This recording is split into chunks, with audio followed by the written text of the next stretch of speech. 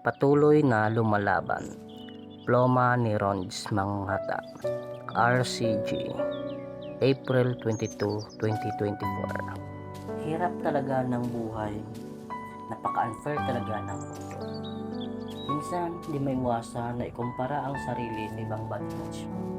Kagaya ng mabuti pa sila, may work experience na sa pagtuturo, may achievement na, may magandang kwento na pwedeng maibahagi sa iba, at higit sa lahat, nakakatulong na sa pamilya.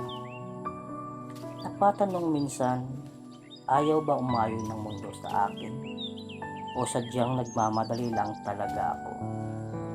Sabi nga ng iba, huwag magmadali sa paghahanap ng trabaho, dahil pagsapit ng araw na iyon, ikaw na ang susuko dahil sa stress at pagod. Tama naman, subalit sayang ang mga oras at panahon na hanggang ngayon ay tambay pa rin, na parang walang mararating.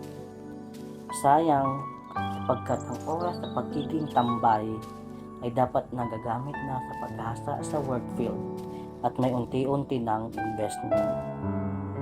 Lord, alam kong may mas magandang plano ka kaysa sa plano ko. Lord, alam kong may mararating ako sa takdang panahon. Lord, alam kong di mo ako pababayaan.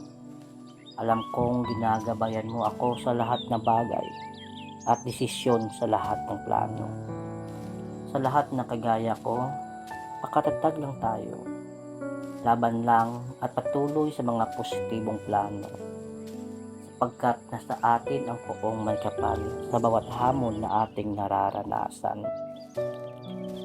Huwag tayong mawalan ng pag-asa sapagkat dadalhin rin tayo ng panahon sa tamang landas na ating inaasam. Lahat ng iyak at pagod sa kasalukuyan mapupunasan ng mga positibong pag-iyak dahil sa tuwa't tumakapaw na biyaya sa hinaharap. Hiraya Manawari, 2024.